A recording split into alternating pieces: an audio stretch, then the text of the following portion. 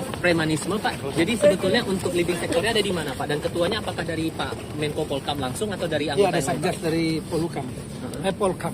Mhm. Ada satgasnya, nanti Kemendagri salah satu bagian dari satgas itu. Tugas utamanya Pak sebetulnya apa Pak kalau untuk Satgas Premanisme ini? Targetnya mau dikejar apa Pak? Iya, diantaranya kan mengenai penegakan aturan-aturan yang sudah ada ya. Sebetulnya dalam aturan-aturan itu mengenai keormasan, kan ada yang badan hukum, ada yang terdaftar, ada yang tidak terdaftar. Nah, kalau yang badan hukum terdaftar itu yang melakukan penindakan adalah kalau ada terjadi pelanggaran itu adalah dari Kementerian Hukum. Ya, karena yang memberikan izin badan hukum itu adalah Kementerian Hukum.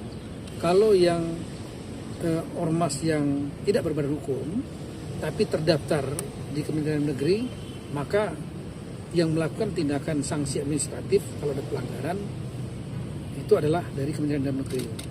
Kalau sanksinya pelanggaran pidana, otomatis yang menegakkan adalah dari penegak hukum, ya, kepolisian terutama.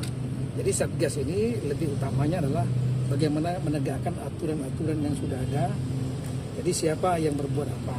Sekali lagi, yang kalau pidana ya otomatis penegak hukum kepolisian.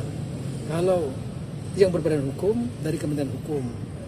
Kemudian kalau yang terdaftar di Kementerian Negeri, otomatis dari Kementerian Negeri. Salah satu sanksinya adalah membuat surat untuk melepaskan status keterdaftarannya.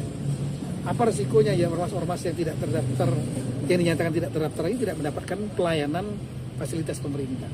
Misalnya mendapat dana hibah nggak boleh. Masa tugas berlaku sampai kapan Pak? Itu nanti dari tanya Kementerian Polkam ya. Tapi leading tetap di Pak Di Menko Polkam ya? Satgasnya dari Polkam. Media semuanya, tindak premanisme itu tidak hanya berupa kekerasan maupun ancaman kekerasan yang ada di jalan.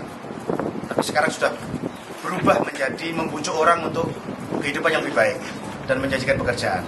Salah satunya adalah 3 orang yang ada di belakang kita ini. Dia menjanjikan masyarakat itu bisa bekerja di salah satu perusahaan atau beberapa perusahaan di kawasan modern Cikande. Pada akhirnya mereka tidak mempekerjakan mereka.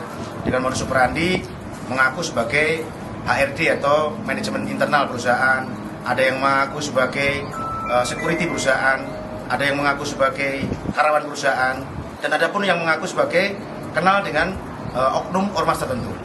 Jadi kepada para korban, saya berikan saran untuk segera melapor apabila masih ada kejadian-kejadian seperti ini. Kita akan proses tuntas semuanya. Satu lagi nih, modus operandinya dia dengan badut keliling, tapi mencuri sepeda motor. Jadi sampai dengan saat ini korbannya lebih dari 100 orang, dengan kerugian kurang lebih 500